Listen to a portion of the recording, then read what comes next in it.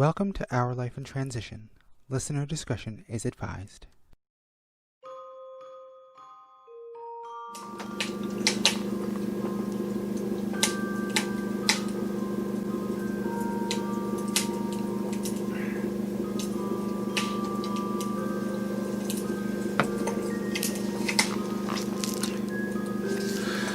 Marley was dead to begin with. There is no doubt whatever about that. The register of his burial was signed by the clergyman, the clerk, the undertaker, and the chief mourner. Scrooge signed it, and Scrooge's name was good upon change for anything he chose to put his hand to. Old Marley was as dead as a doornail.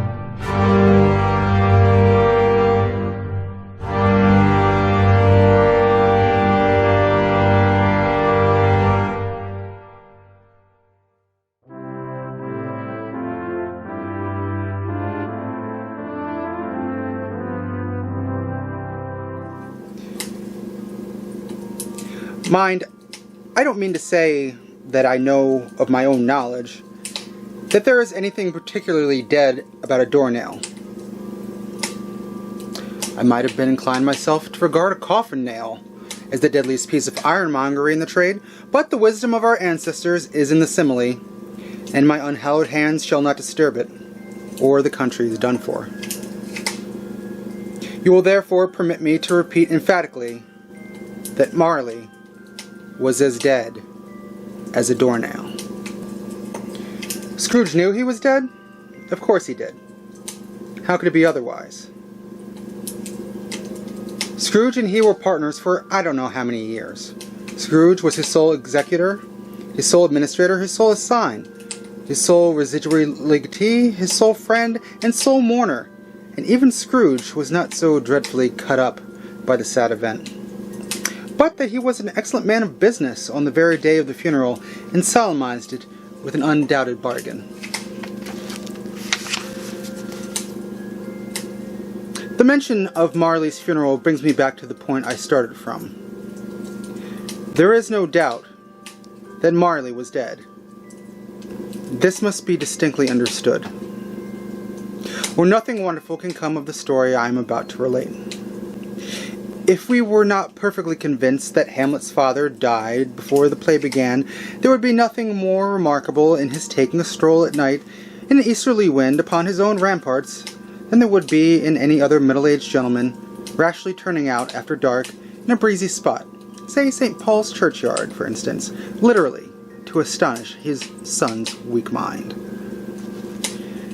Scrooge never painted out old Marley's name. There it stood, years afterwards, on the warehouse door, Scrooge and Marley. The firm was known as Scrooge and Marley. Sometimes people new to the business called Scrooge, and sometimes Marley. But he answered to both names. It was all the same to him. Oh, but he was a tight-fisted hand to the grindstone, Scrooge. A squeezing, wrenching, grasping, scraping, clutching, covetous old sinner. Hard, and sharp as a flint, from which no steel had ever struck out generous fire. Secret and self-contained, and solitary as an oyster. The cold within him froze his old features, nipped his pointed nose, shriveled his cheeks, stiffened his gait, made his eyes red, his thin lips blue, and spoke out shrewdly in his grating voice.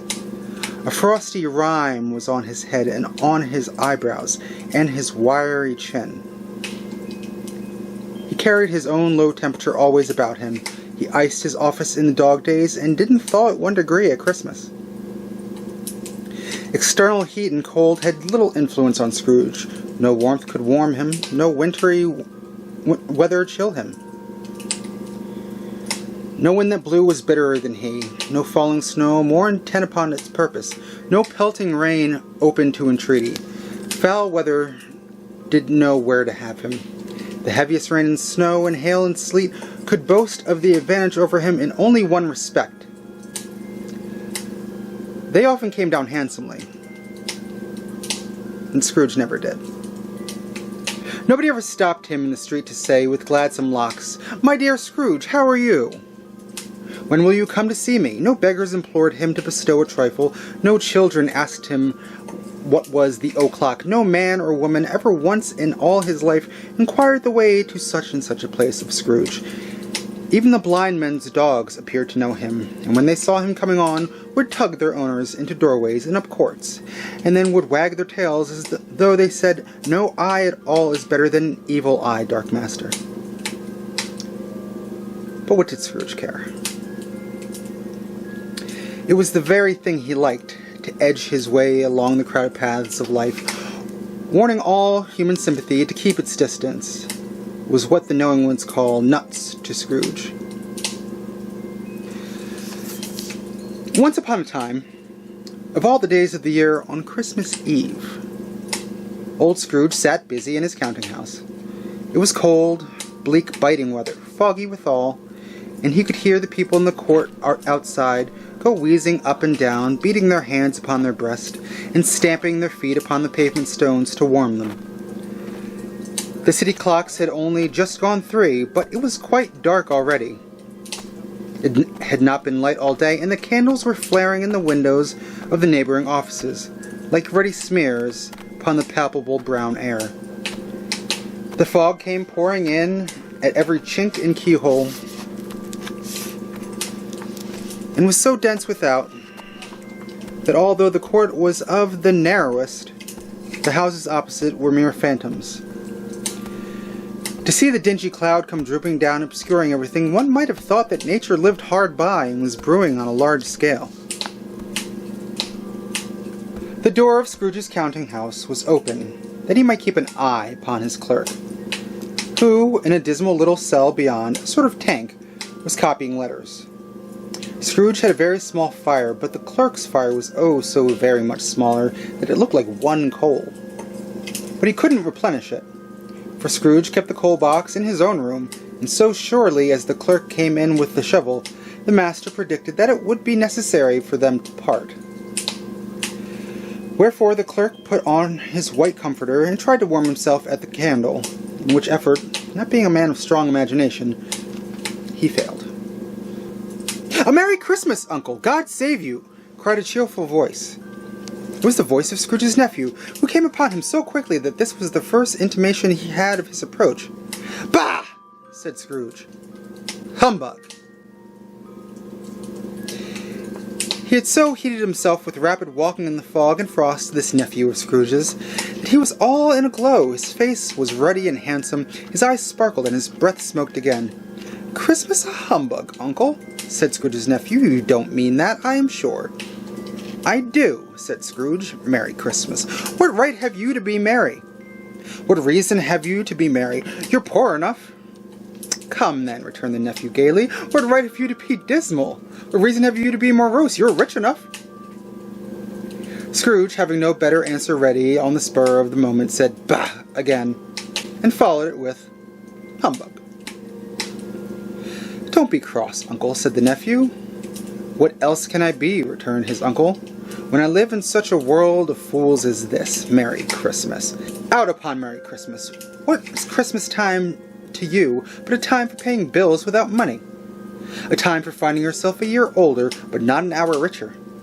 A time for balancing your books and having every item in them through a dozen round of months presented dead against you?" "If I could work my will," said Scrooge indignantly, "every idiot who goes about with Merry Christmas on his lips should be boiled in his own pudding and buried with a stake of holly through his heart. He should." "Uncle," pleaded the nephew.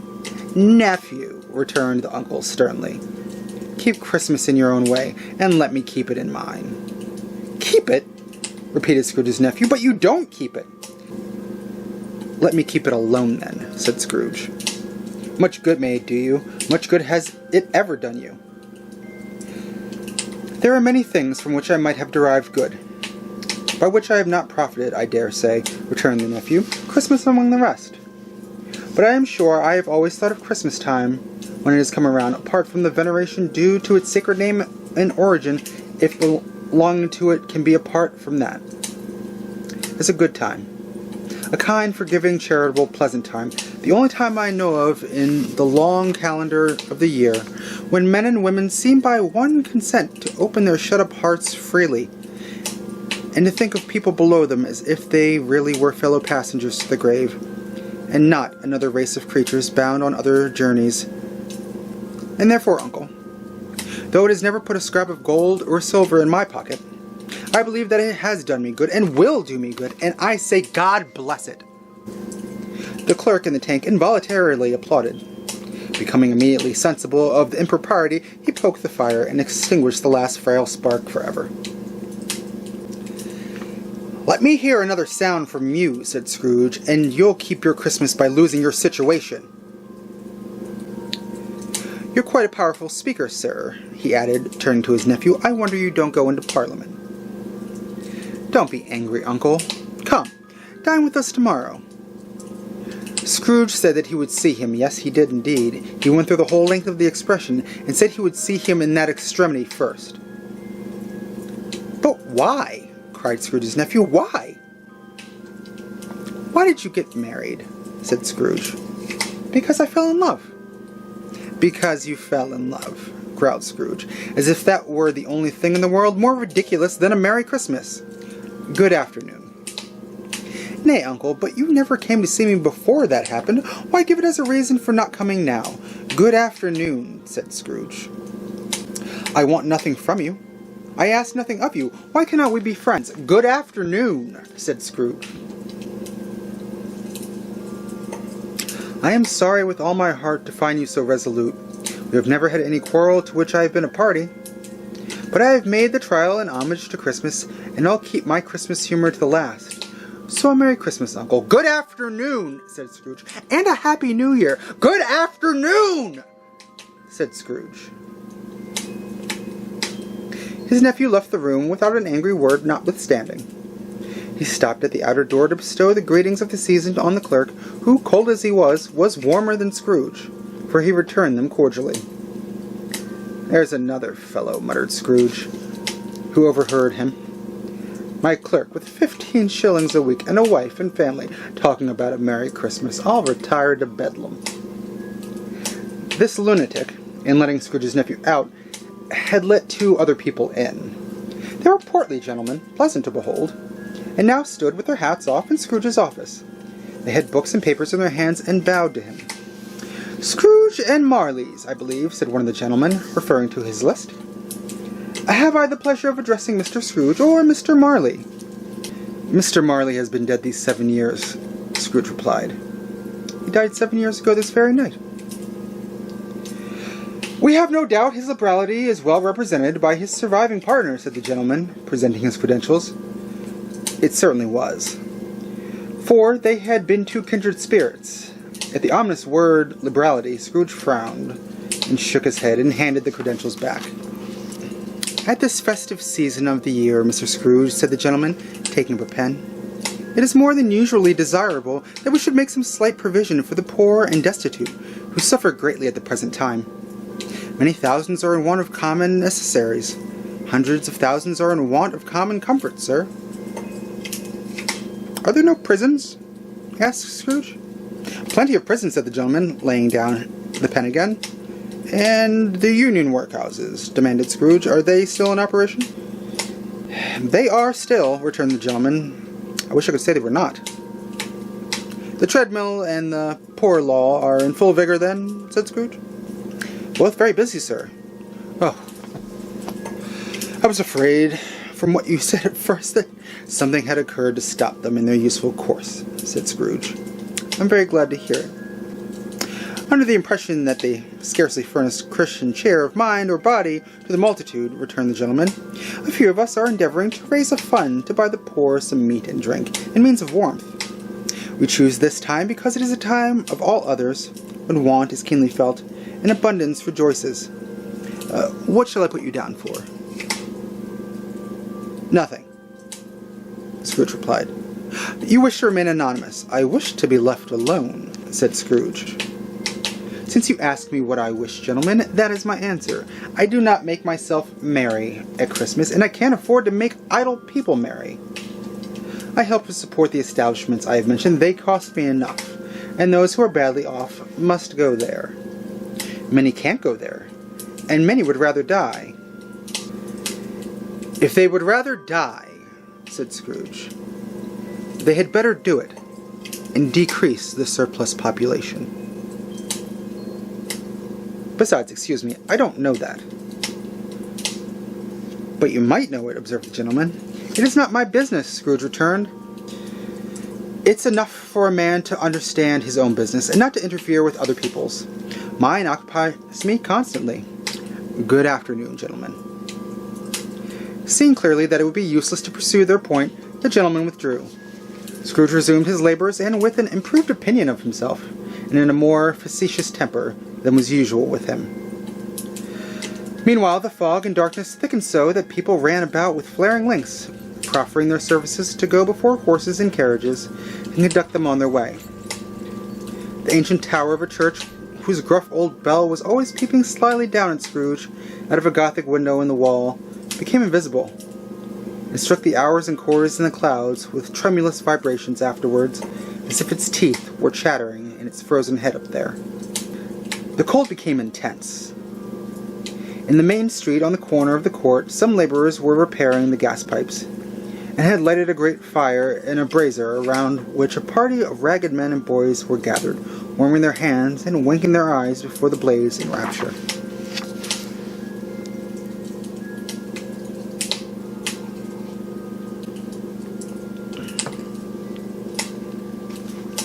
The water plug being left in solitude, its overflowing sullenly congealed, and turned to misanthropic ice.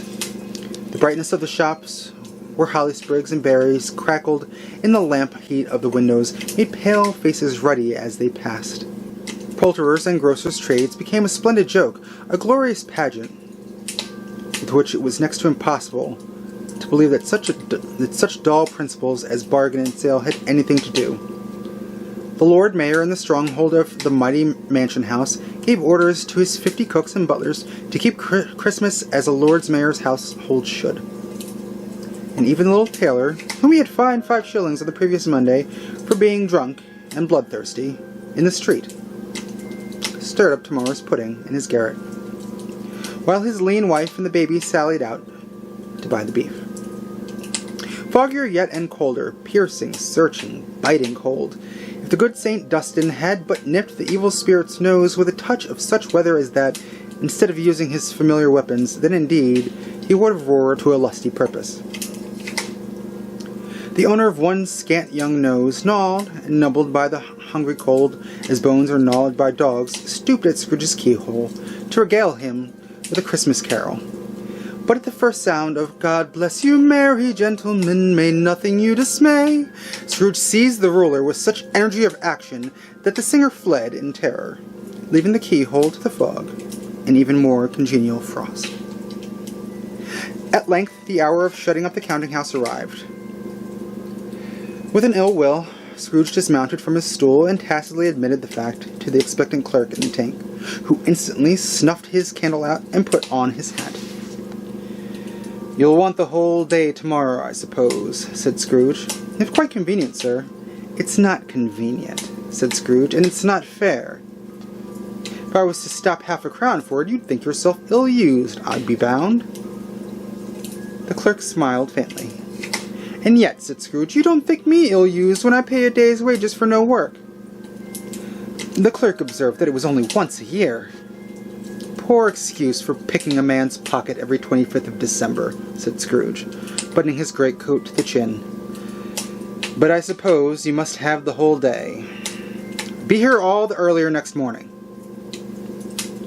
The clerk promised that he would, and Scrooge walked out with a growl.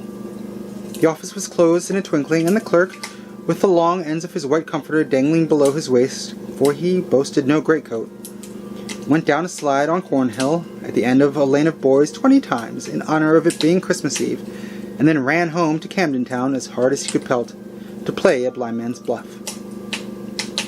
Scrooge took his melancholy dinner in his usual melancholy tavern, and having read all the newspapers and beguiled the rest of the evening with his banker's book, went home to bed. He lived in chambers which had once belonged to his deceased partner. They were a gloomy suite of rooms in a lowering pile of a building up a yard where it had so little business to be that one could scarcely help fancying it must have run there when it was a young house, playing at hide-and-seek with other houses, and forgotten the way out again. It was old enough now, and dreary enough, for nobody lived in it but Scrooge, the other rooms being all let out as offices. The yard was so dark that even Scrooge, who knew its every stone, was fain to grope with his hands. The fog and frost so hung about the black old gateway of the house that it seemed as if the genius of the weather sat in mournful meditation on the threshold. Now, it is a fact that there is nothing at all particular about the knocker on the door, except that it is very large. It is also a fact that Scrooge had seen it, night and morning, during his whole residence in that place. Also that Scrooge had as little of what is called fancy about him as any man in the city of London, even including, which is a bold word, the corporation, alderman, and livery. Let it also be borne in mind that Scrooge had not bestowed one thought on Marley since his last mention of his 7 years dead partner that afternoon.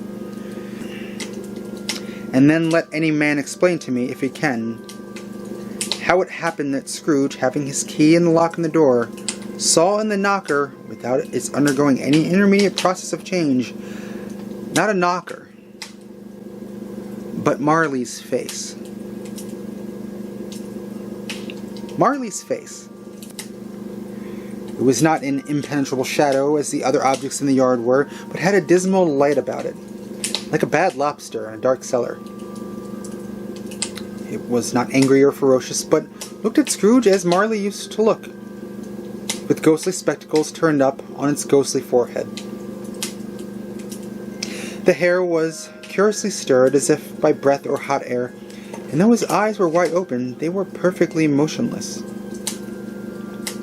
That and its livid color made it horrible, but its horror seemed to be in spite of the face and beyond its control, rather than a part of its own expression.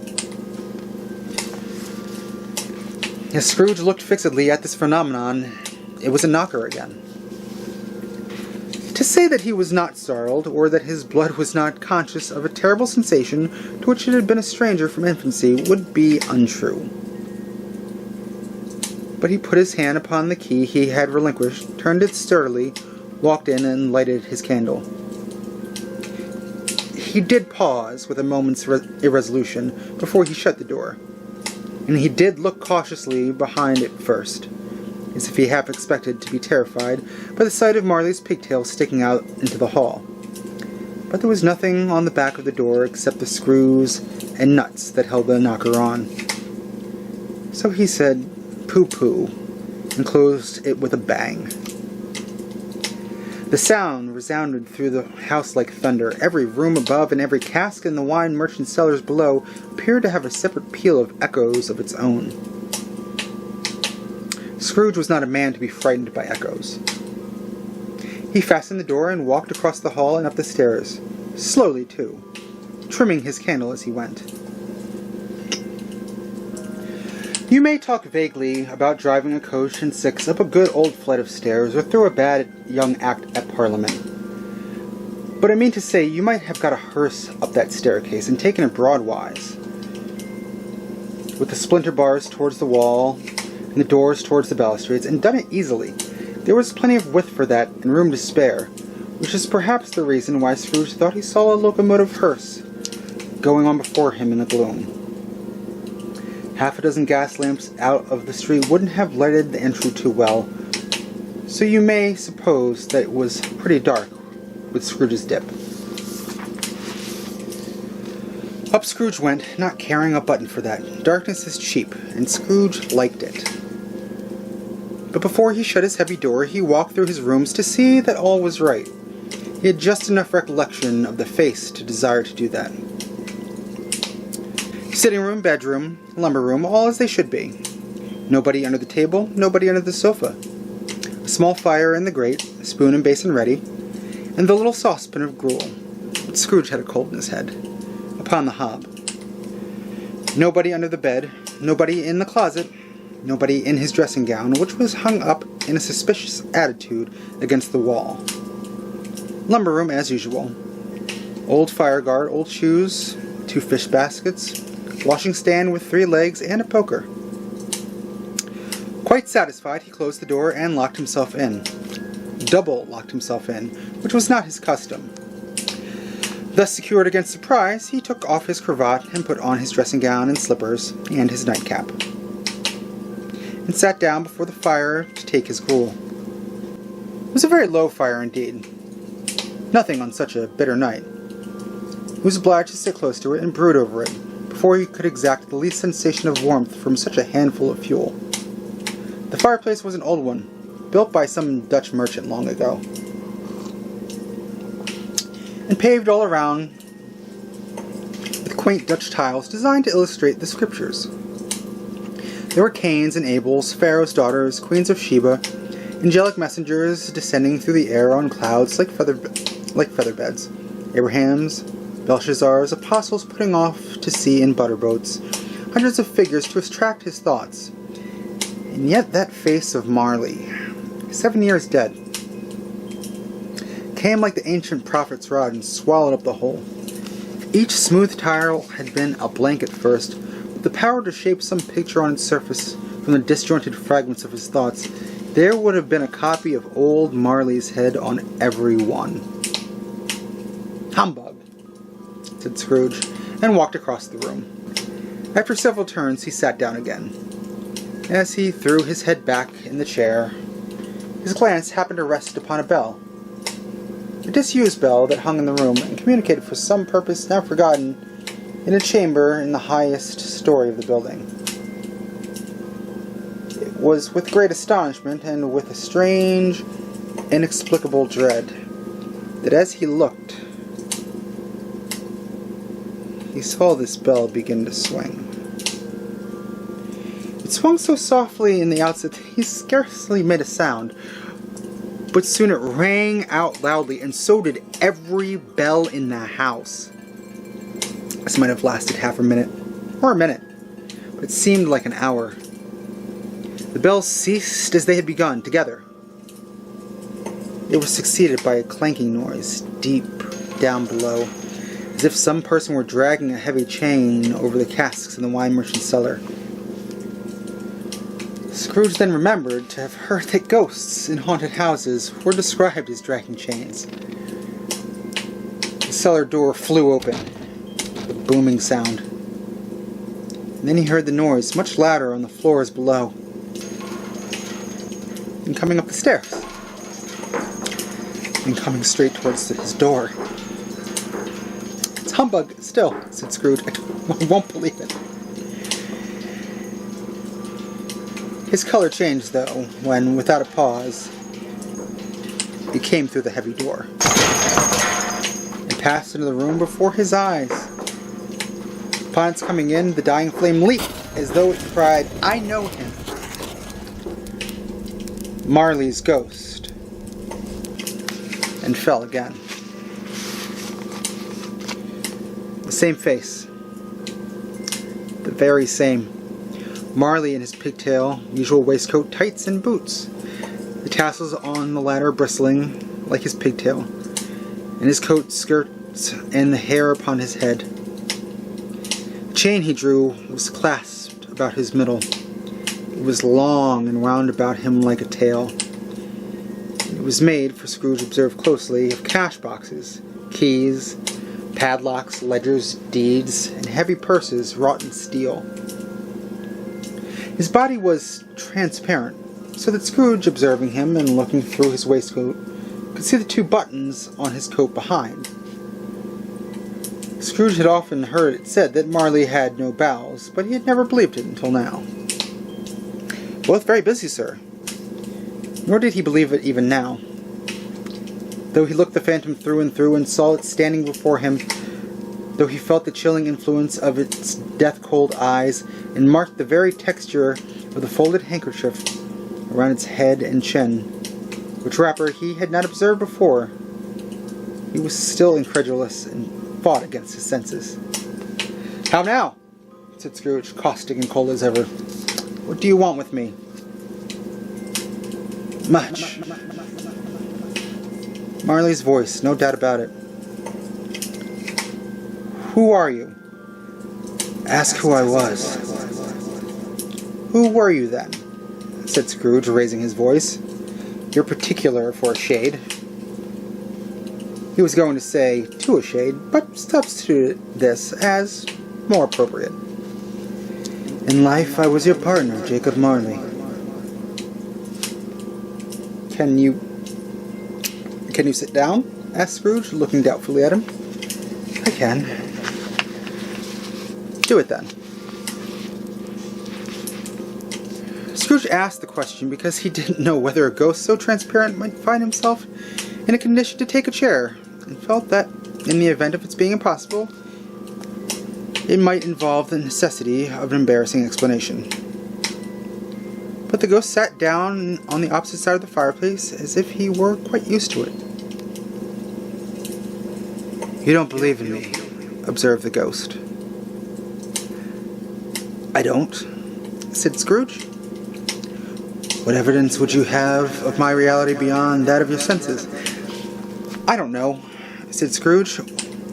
"Why do you doubt your senses?" "Because," said Scrooge, "a little thing affects them. A slight disorder of the stomach makes them cheats.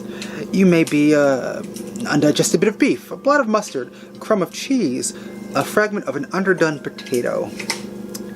There's more of gravy than of grape about you, whatever you are." Scrooge was not much in the habit of cracking jokes, nor did he feel in his heart by any means waggish then. The truth is that he tried to be smart as a means of distracting his own attention and keeping down his terror, for the spectre's voice disturbed the very marrow in his bones. To sit staring at those fixed, glazed eyes in silence for a moment would play, Scrooge felt, the very deuce with him. There was something very awful, too, in the spectre's being provided with an infernal atmosphere of its own.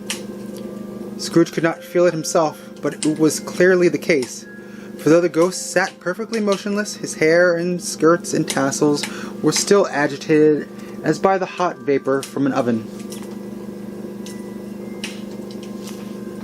"You see this toothpick?" said Scrooge, returning quickly to the charge, for the reason just assigned, and wishing, though it were only for a second, to divert the vision's stony gaze from himself. "I do," replied the ghost. "You're not looking at it," said Scrooge. "But I see it," said the ghost, notwithstanding.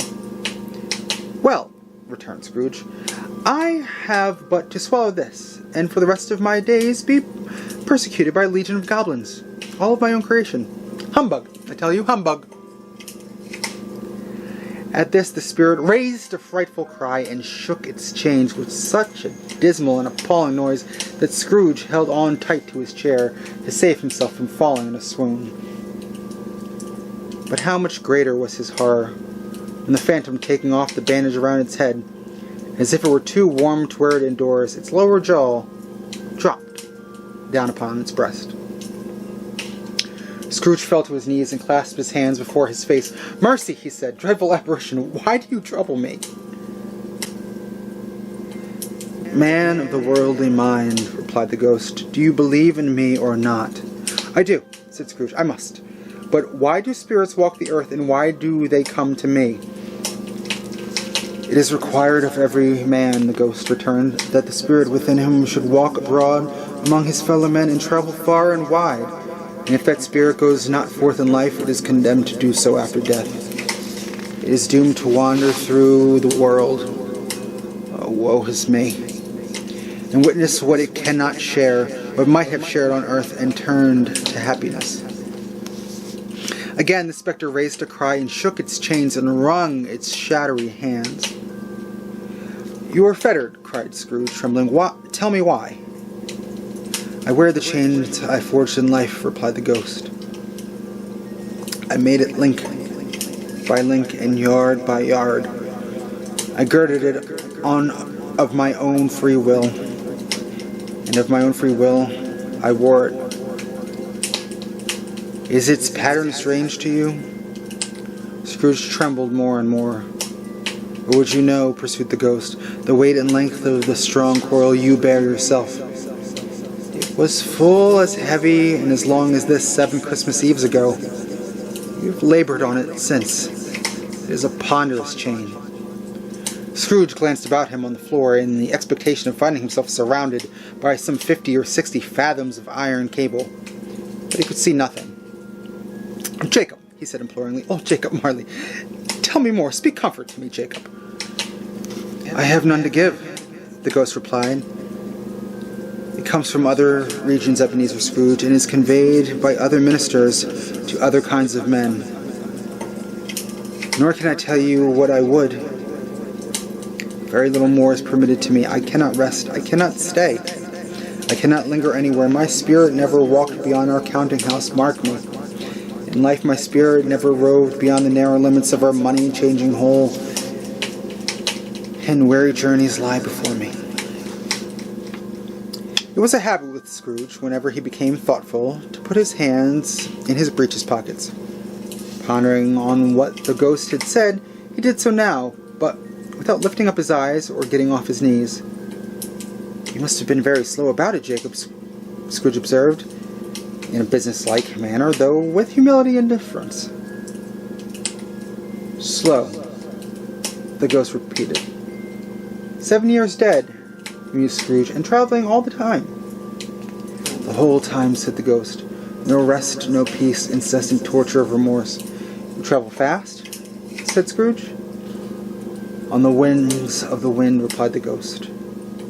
"You might have got over a great quantity of ground in 7 years," said Scrooge. The ghost, on hearing this, set up another cry and clanked its chains so hideously in the dead silence of the night that the ward would have been justified in indicting it for a nuisance. "O captive bound in double iron," cried the phantom, "not to know that ages of incessant labor by immortal creatures for this earth must pass into eternity before the good of which it is susceptible is all developed. Not to know that any Christian spirit working kindly in its little sphere, whatever it may be, will find its mortal life too short for its vast means of usefulness. Not to know that no space of regret can make amends for one's life's opportunity misused. Yet such was I, oh, such was I." "But you were always such a good man of business, Jacob," faltered Scrooge, who now began to apply this to himself. "Business!" cried the ghost, wringing its hands again. "Mankind was my business. The common welfare was my business. Charity, mercy, forbearance, benevolence were all my business. The dealings of my trade were but a drop of water in the comprehensive ocean of my business." It held up its chain at arm's length as if it were the cause of all its unfailing grief, and flung it heavily upon the ground again. "At this time of the rolling year," the spectre said, "I suffer most. Why did I walk through crowds of fellow beings with my eyes turned down, and never raise them to that blessed star which led the wise men to a poor abode? Were there no poor homes to which its light would have conducted me?" Scrooge was very much dismayed to hear the spectre going on at this rate, and began to quake exceedingly. "Hear me," cried the ghost. "My time is nearly gone." "I will," said Scrooge, "but don't be hard upon me. Don't be flowery, Jacob, pray. How it is that I appear before you in a shape that you can see, I may not tell. I have sat invisible beside you many and many a day." It was not an agreeable idea. Scrooge shivered and wiped the perspiration from his brow.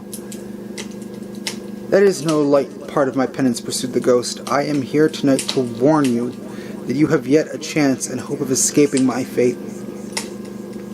A chance and hope of my procuring Ebenezer." "You were always a good friend to me," said Scrooge. "Thank you." "You will be haunted," resumed the ghost, "by 3 spirits. Scrooge's countenance fell almost as low as the ghost's had done. "Is that the chance and hope you mentioned, Jacob?" he demanded in a faltering voice. "It is. I think I'd rather not," said Scrooge. "Without their visits," said the ghost, "you cannot hope to shun the path I tread. Expect the first tomorrow when the bell tolls 1. "Couldn't I take them all at once and have it over, Jacob?" hinted Scrooge. "Expect the second on the next night at the same hour, the third upon the next night when the last stroke of 12 has ceased to vibrate. Look to see me no more, and look that for your own sake you remember what has passed between us." When it had said these words, the spectre took its wrapper from the table and bound it around its head as before. Scrooge knew this by the smart sound its teeth made when the jaws were brought together by the bandage. He ventured to raise his eyes again, and found its supernatural visitor confronting him in an erect attitude, with its chain wound over and about its arm. The apparition walked backwards from him, and at every step it took, the window raised itself a little, so that when the spectre reached it, it was wide open. It beckoned Scrooge to approach, which he did. When they were within 2 paces of each other, Marley's ghost held up its hand, warning him to come no nearer. Scrooge stopped, not so much in obedience as in surprise and fear, for on the raising of his hand he became sensible of confused noises in the air, incoherent sounds of lamentation and regret, wailings inexpressibly sorrowful and self-accusatory.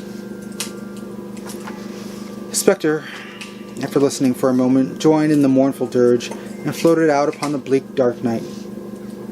Scrooge followed to the window, desperate in his curiosity. He looked out. The air was filled with phantoms, wandering hither and thither on restless haste, moaning as they went. Every one of them wore chains like Marley's ghost.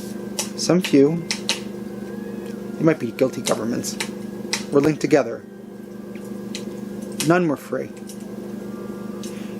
Many had been personally known to Scrooge in their lives. He had been quite familiar with one old ghost in a white waistcoat with a monstrous iron safe attached to its ankle, who cried piteously at being unable to assist a wretched woman with an infant whom it saw below upon a doorstep.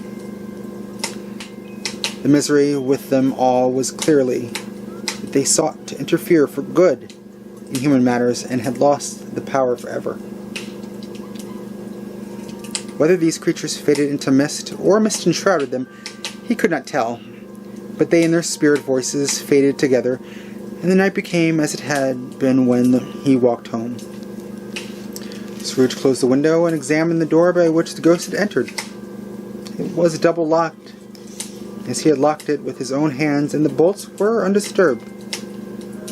He tried to say humbug, but stopped at the first syllable. And being from the emotion he had undergone, or the fatigues of the day, or his glimpse of the invisible world, or the dull conversation of the ghost, or the lateness of the hour, much in need of repose, he went straight to bed, and without undressing, fell asleep upon the instant.